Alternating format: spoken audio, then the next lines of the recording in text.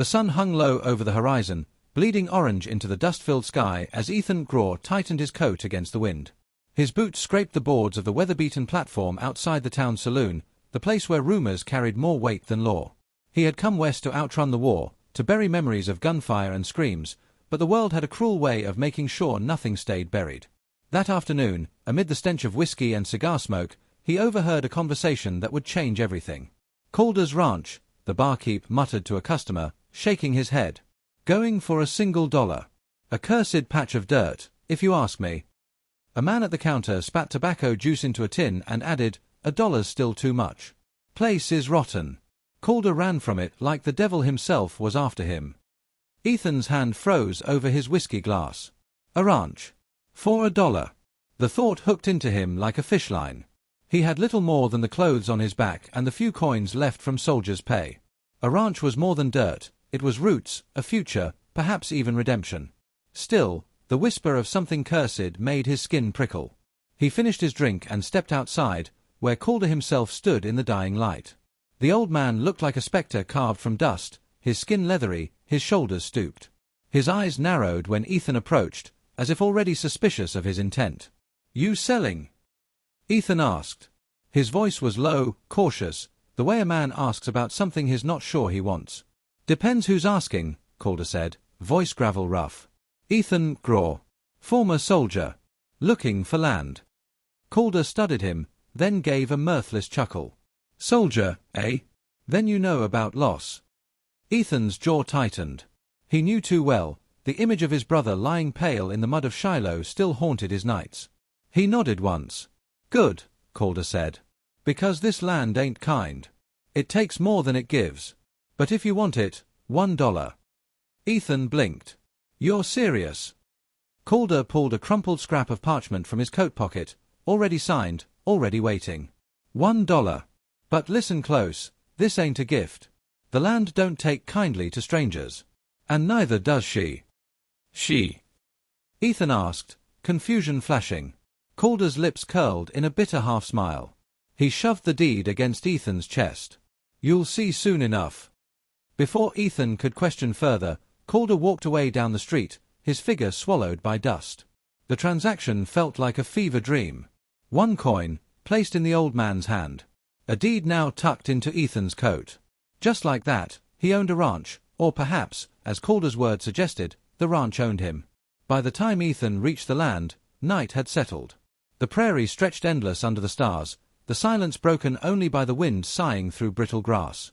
The ranch rose from the earth like the skeleton of a once proud beast, a sagging barn, a leaning fence, a house with dark windows staring like hollow eyes. Ethan dismounted his horse and stood in the dirt yard, staring at what was now his. The place carried a loneliness that pressed against his chest, yet also a strange pull, as though the ground itself demanded he stay.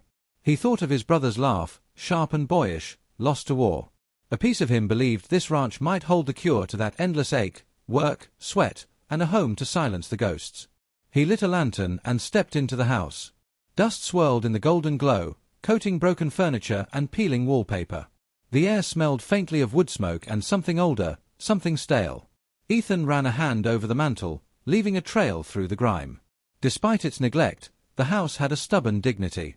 It whispered of family dinners, laughter, arguments, all echoes long gone. He found the bedroom on the first floor, spread his bedroll near the cold hearth, and set his revolver within reach.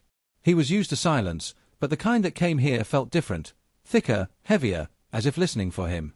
Sleep tugged at his eyes, but each time he closed them, Calder's words returned. The land don't take kindly to strangers.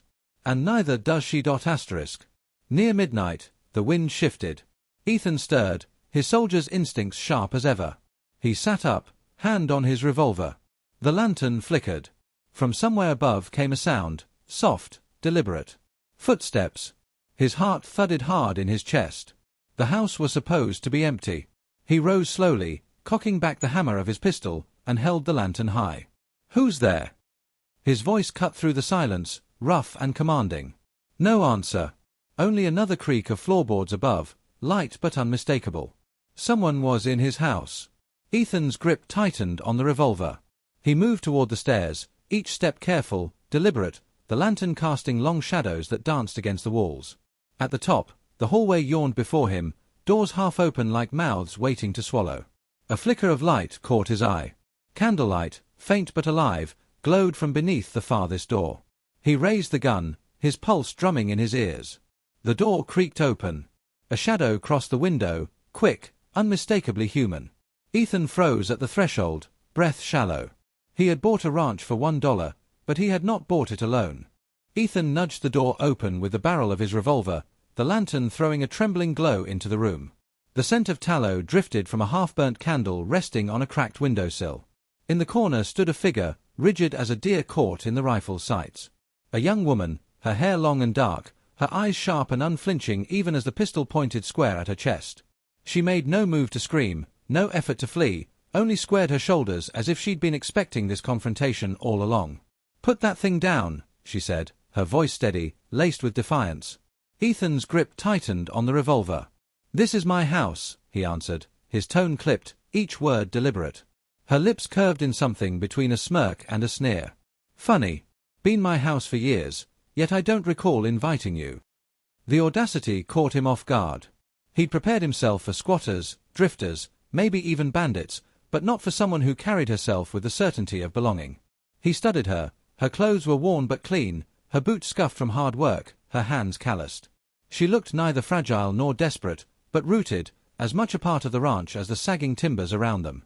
"Calder sold me this place," Ethan said finally. At the name, her eyes hardened. "That coward's no Calder to me." Ethan lowered the gun slightly, curiosity edging into his suspicion. "You his kin?" "Daughter," she said, spitting the word like a curse. "Clara Calder. The land may be written away on some scrap of paper, but blood doesn't wash off so easy." The revelation settled heavily between them. Ethan saw now the resemblance, the set of her jaw, the deep lines of pride etched even into youth. Yet unlike her father's defeated frame, Clara radiated stubborn fire. "I paid for it," Ethan said, though the word sounded weak even to his own ears. She gave a humorless laugh. "Paid $1, did you? That's a bargain for a kingdom, though I reckon you'll find it costlier than you think." Ethan holstered the revolver but kept his posture guarded. "You can't stay here. This land is mine now." Clara crossed her arms, leaning back against the wall with the ease of someone perfectly at home. "You think a signature makes it yours? I've bled for this ground, fought off men who'd steal it. I know every inch, every creak, every sound the wind makes in the rafters. You'll find it's not the paper that keeps this place alive, it's me." Her conviction unsettled him.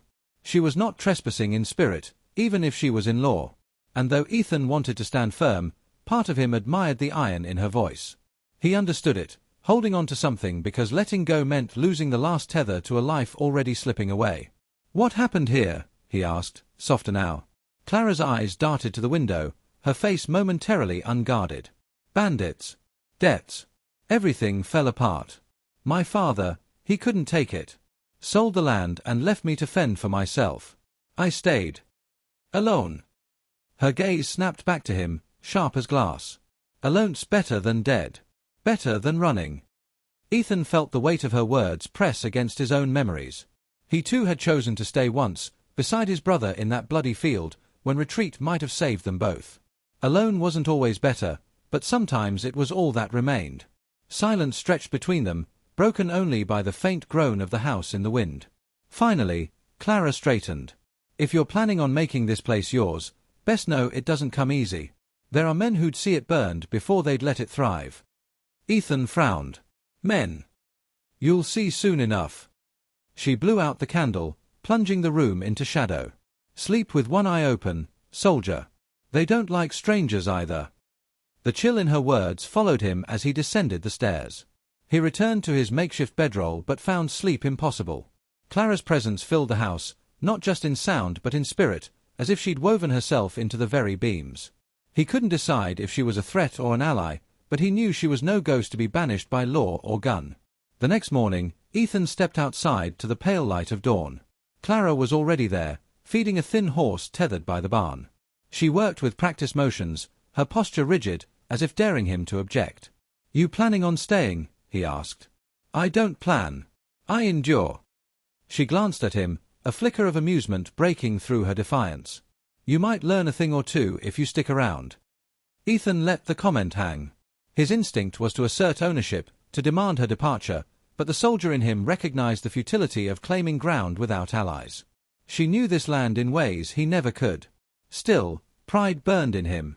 "You'll have to accept I'm here now." "I've accepted worse."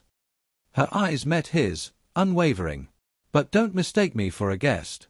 This ranch breathes because I keep it alive. Cross me, and it'll choke the both of us." Before he could reply, a sound carried across the fields, the faint crack of a branch, followed by the distant thunder of hooves. Clara's head snapped toward the horizon, her expression hardening. "They're close," she whispered. "Who?" Ethan's hand drifted instinctively to his revolver. She stepped toward him, her voice low but steady. "The ones who've been circling. They want what's here. They always come back." Ethan scanned the ridge but saw nothing beyond the wavering heat of morning sun. The land stretched endless, deceptively calm, yet his gut tightened. Years of soldiering had taught him the difference between quiet and waiting. Clara's gaze lingered on the horizon before she turned back to him. "This ranch doesn't give second chances. You've tied yourself to it now. Best be ready when they come." Ethan met her eyes, and for the first time, he saw not just defiance but warning. Whatever haunted this place wasn't finished with them yet. The echo of hooves faded into silence, but the unease remained, hanging thick in the air. Ethan knew then that the dollar he'd spent had bought him more than land. It had bought him enemies, and a girl who refused to leave the fight. And somewhere deep in his chest, he felt the first stirrings of something he had not known in years: anticipation. The night came heavy, thick with unease, and Ethan found himself pacing the front porch, revolver at his side. The prairie stretched wide and silent, but silence had never fooled him. He could feel danger coiled in the darkness, waiting for the moment to strike. Clara moved beside him, rifle in hand, eyes sharp as flint. She carried herself like someone who had stared down fear so many times it had grown tired of trying to break her. When the first shot cracked, it split the night like lightning. Glass shattered in the window behind them, and both dropped to the dirt. Hooves thundered through the dark, wild and merciless. Shadows emerged from the tree line, riders, at least half a dozen, their pistols flashing with each muzzle burst. Ethan's training surged back with cruel familiarity. He rolled, fired, reloaded with steady hands while Clara knelt on the porch, her rifle cracking precise and deadly. The air filled with gunpowder and screams. One bandit fell from his saddle, another's horse bucked and threw him down hard. But still more came, circling the house, firing through the walls, the barn, the windows. Ethan felt a bullet rip through his sleeve, stinging flesh, but ignored it. Clara shouted, directing his fire toward the flank where two riders tried to push closer. Together they forced the men back, the ranch yard littered with churned dirt and blood. At last the riders pulled away, their silhouettes vanishing into the black horizon. Silence returned, but it was a broken silence, fractured by the acrid smoke and the quickened breath of survivors. Ethan stood, heart hammering, ears ringing, his body alive with the same adrenaline that once carried him through battlefields. Clara leaned against the porch post, blood seeping from a shallow cut along her arm. "You fight like a soldier," she said, breathless but steady. "I was one," he answered, pulling a rag from his coat to bind her wound. His hands, though scarred and calloused, moved with care. She didn't flinch. "And now?" He tied the knot firm and sat back on his heels. "Now I'm just a man trying to outlive his ghosts." Clara studied him, her expression softened by exhaustion. "You're not the only one with ghosts." She tilted her chin toward the ruined yard. "This land doesn't let you forget. Every time they come, I see my mother screaming, my brothers fighting, my father turning his back." Her voice wavered but didn't break. "I stayed because leaving meant letting them win." Ethan looked at her then, not as an intruder or even as Calder's daughter, but as someone tethered to the same unshakable burden he carried. Survival not as victory, but as penance. The next days were a blur of labor. They rose with the sun, patched holes in the barn, hammered fresh boards over shattered windows, reinforced doors with whatever scraps they could salvage. Clara worked tirelessly, sweat streaking her face, her hands raw and blistered. Ethan joined her, his body aching but fueled by grim determination. Neither spoke much, yet an understanding grew in the silence, the kind forged in shared struggle. At night, they kept watch. Clara, perched with her rifle, scanning the ridges. Ethan, cleaning his revolver, every motion precise, ritualistic. Their conversations were brief but edged with humor that carried a sharp kind of warmth. "You hammer like you've never built a thing in your life," Clara teased one evening as he fumbled with a stubborn nail. "Spent my time breaking things instead," Ethan replied dryly.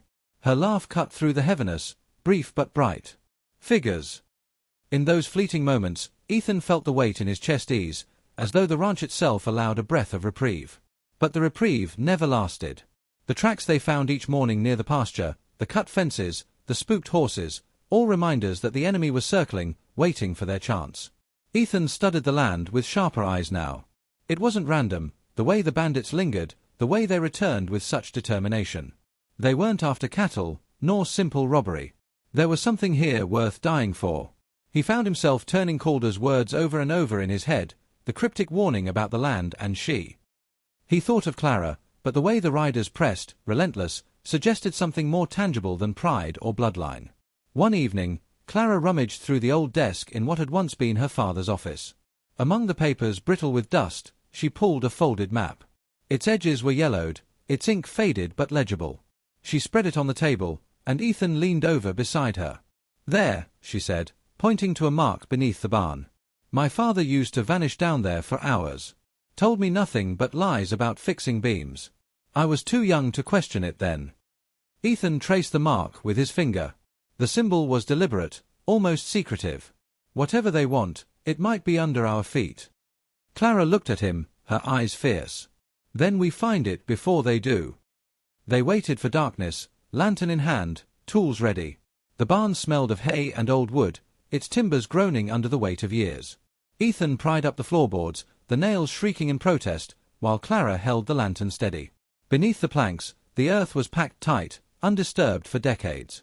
Together they dug, sweat dripping, muscles straining, until the shovel struck something solid with a hollow thud. Ethan knelt, brushing dirt aside with his hands. A wooden chest emerged from the ground, its iron hinges rusted but intact.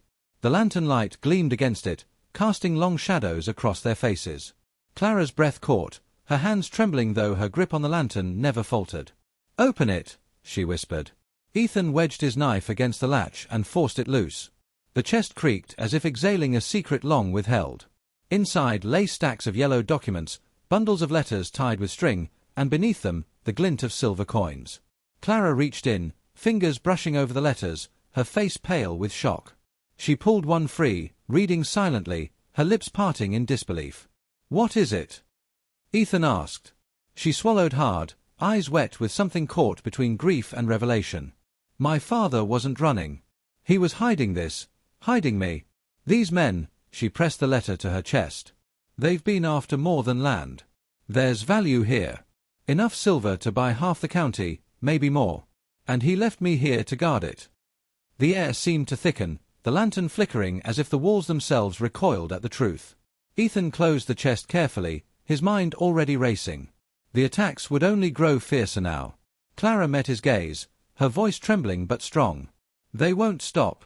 Not until this ranch is nothing but ashes." Ethan tightened his jaw, the weight of war surging back into his bones. He had come west to flee the fight, to bury the soldier he once was. But as he looked at Clara, standing resolute in the glow of the lantern, he knew the fight had found him again. Outside, the prairie lay still, but it was a fragile stillness, one that promised violence with the next dawn.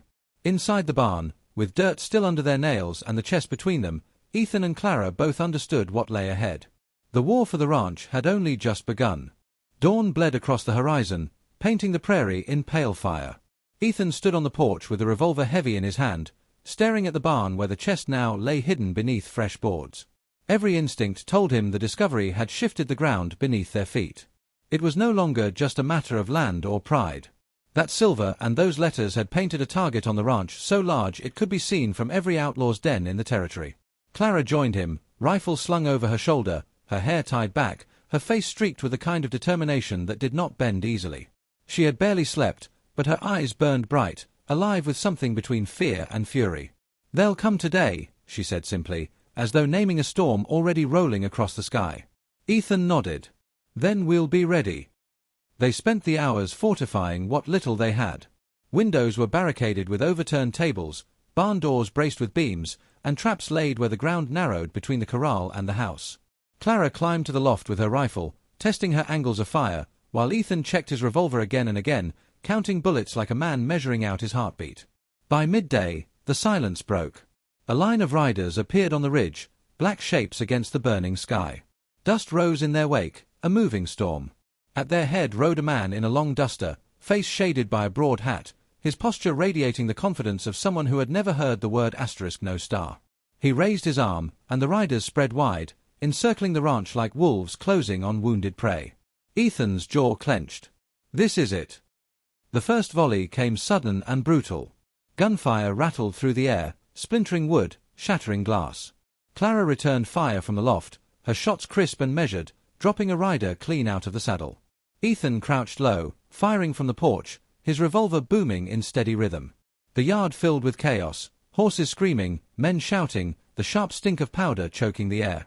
The bandits pressed harder, driving closer, their leader barking orders above the din. Ethan ducked as a bullet grazed his shoulder, heat tearing through his flesh. Pain threatened to steal his focus, but discipline kept him moving. He fired back, striking a rider through the chest. Another circled wide toward the barn, but the trap they'd set, a tripwire rigged with boards and nails, sent horse and rider sprawling in a tangle. Smoke thickened as one outlaw tossed a torch into the barn. Flames licked the dry wood, spreading fast, heat searing the air. Clara's sharp cry rang from above, but she kept firing, covering Ethan as he dashed toward the blaze. He shoved barrels of water at the door, dousing what he could, but the barn burned fierce, greedy. "They're after the chest," Clara shouted, her voice breaking through the gunfire. Ethan knew she was right. The fire was distraction, destruction meant to smoke them out. He turned back toward the house, just as the leader dismounted and advanced on foot, revolver drawn, his eyes fixed on Ethan like a predator sighting prey. "You don't know what you're holding, soldier," the man called over the roar of flames. "That silver belongs to men who'll tear this place apart to get it. Walk away, and maybe you live." Ethan stepped forward, gun raised, blood soaking his sleeve. "This land belongs to no thief." The outlaw sneered. "Then it'll be your grave." The standoff snapped into violence. They fired near simultaneously, bullets sparking wood and whistling through smoke. Ethan felt the punch of lead strike his side, but he didn't falter. He pressed forward, forcing the man back with unrelenting fire. Clara's rifle cracked from above, a perfect shot that tore through the outlaw's leg, dropping him to the dirt. Ethan closed the distance, boot to chest, revolver leveled between the man's eyes. The outlaw spat blood and defiance. "You think you've won? More will come. Men hungrier than me." Ethan's gaze hardened. "Let them come. I've faced worse than hunger." He pulled the trigger. The shot echoed across the yard, and silence followed, broken only by the crackle of flames. The remaining riders, shaken by the fall of their leader, wheeled their horses and scattered, fleeing into the horizon. The ranch, though scarred and burning, stood defended. Ethan staggered, his wound dragging him down. Clara was there in an instant, catching his arm, lowering him to the porch. Her hands pressed hard against the bleeding, her eyes wild with fear she tried to hide. "Don't you dare die here," she hissed, voice trembling. "Not after all this. Not after you've bled for land that isn't even yours." He managed a faint, pained smile. "Maybe it is mine now, if you'll have me in it." Her breath caught, but she didn't answer immediately. Instead she kept pressure on the wound, her jaw tight, her eyes glistening. The firelight painted her face in gold and shadow, fierce and beautiful in its resilience. When the flames at last burned low and the smoke thinned, they sat side by side on the porch, bodies battered but unbroken. The barn was half collapsed, the yard littered with the remnants of battle, yet the ranch endured. Ethan looked out at the land stretching endless under the bruised sky. "Your father was right," he said quietly. "The land doesn't take kindly to strangers." Clara turned to him, weary but resolute. "Then maybe you're not a stranger anymore." For a long moment, neither spoke. The prairie wind sighed through the broken fences, carrying away the echoes of gunfire. Ethan felt the weight of his past loosen, not gone but lighter, as though the ranch had taken it into itself. He had come here with nothing but $1 and his ghosts. Now he had scars, a home worth defending, and someone who shared the burden. He exhaled slowly, his voice carrying into the night. "Some land isn't bought with money. It's bought with blood, sweat, and the will to endure." Clara leaned against him, her head resting on his shoulder. "Then we've paid in full." The stars emerged one by one above them, cold and endless, yet for the first time in years, Ethan felt rooted, anchored to something greater than his wandering. He had not simply purchased a ranch, he had earned a life. And as the last embers of the barn glowed in the dark, he knew this was only the beginning. If this story moved you, don't forget to like, subscribe, and share your thoughts in the comments.